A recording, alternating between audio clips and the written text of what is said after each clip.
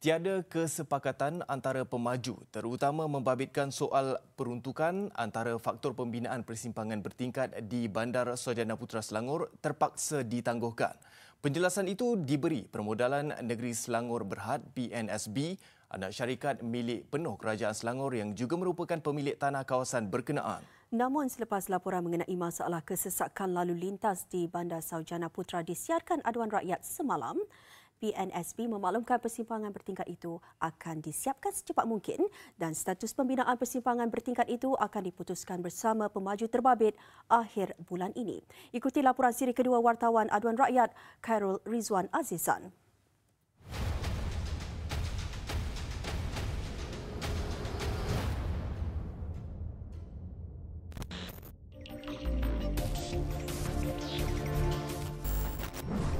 Semalam kami memaparkan kisah penduduk di kawasan berkenaan yang terpaksa keluar awal pagi bagi mengelak kesesakan luar biasa di Bulatan Sarjana Putra ini.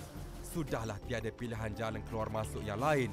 Ia pula perlu dikongsi dengan kenderaan dari arah Lebuhraya Utara Selatan Hubungan Tengah, Elite dan Lebuhraya Lebah Kelang Selatan SKVE. Yang terjejas bukan sahaja mereka yang bekerja, tapi juga pelajar yang terpaksa bangun awal pagi untuk ke sekolah. Penduduk mahu pembinaan persimpangan bertingkat dilakukan segera bagi mengatasi masalah kesesakan yang semakin meruncing sejak 5 tahun lalu. Bagi merungkai permasalahan yang dihadapi penduduk di Bandar Sarjana Putra, kami ke pejabat PNSB di Shah Alam, Selangor. Menurut Ketua Pegawai Eksekutifnya, Datuk Seri Ahmad Omar, pembincangan terakhir bersama rakan kongsi akan dilakukan akhir bulan ini bagi mempercepatkan pembinaan persimpangan bertingkat. Progresnya adalah kita akan tentukan pada akhir bulan ini. Kita akan berbincang dengan rakan kongsi kerana kita juga dah dipahamkan yang janji untuk membuat flyover ni akan disiap secepat mungkin kerana kelulusan daripada LLM dan Elite mengenai syarat-syarat pembinaan flyover telah diluluskan dan tender dokumen pun telah disiap dengan lengkap. Sebelum ini katanya ada pemaju yang enggan memberi kerjasama untuk mengeluarkan peruntukan menyebabkan pembinaan projek jejambak bertingkat terpaksa ditangguhkan. Cuma mungkin ada ketidakpuasan hati daripada pemaju rakan kongsi PNSB terhadap pemaju-pemaju di sekitarnya yang mana mungkin tidak memberi kerjasama daripada segi kewangan. Itu saja. Tapi saya rasa masalah itu boleh diselesaikan yang mana kita mengarahkan juga dan bersama dengan LBS tadi kita banner dulu. Kita banner dulu dan masalah yang itu adalah masalah kemudian. Yang pentingnya penyiapan flyover itu secepat mungkin.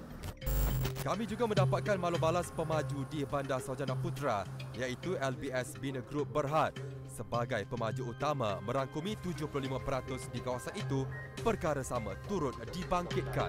Kita dah ada beberapa masyarakat dengan pihak majlis pun juga panggil pemaju-pemaju yang sekitar tu, malangnya respon daripada mereka adalah negatif.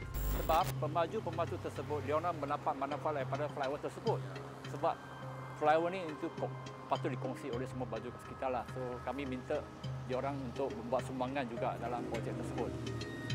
Beberapa langkah jangka pendek seperti pemasangan lampu trafik telah dilakukan oleh LBS Bina Group Berhad bagi membantu melancarkan pergerakan kenderaan. Telah membelanjakan hampir lebih kurang 300,000. Kita melihat traffic light ataupun lampu trafik tersebut tidak berkesan, terutama sekali ketika waktu puncak peak hours pagi dan petang.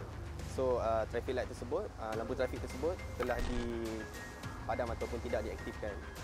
Kedua, LBS telah mengambil inisiatif untuk memohon bantuan Polis Diraja Malaysia PDRM dalam memastikan kelancaran trafik terutama sekali pada waktu puncak. Soalnya, wajarkah polemik sesama pemaju ini? Akibatnya perlu ditanggung oleh penduduk. Sehubungan itu, penduduk mahu Menteri Besar Selangor Amiruddin Syari campur tangan dalam menyelesaikan masalah yang dihadapi. Satu memorandum akan dihantar antara lain mendesak pemaju menepati janji seperti mana surat jaminan yang dikeluarkan pemaju ketika mesyuarat bersama Ahli Parlimen Kuala Langat, Dr. Xavier Jayakumar. Penduduk turut mendesak PNSB dan pemaju tidak bermain tarik tali mengenai perkongsian kos pembinaan persimpangan bertingkat di kawasan berkenaan. Emailkan aduan anda beserta nombor telefon untuk dihubungi ke aduanrakyat3.0@tv3.com.my. Laporan Khairul Rizwan Azizan, Aduan Rakyat TV3, kami prihatin.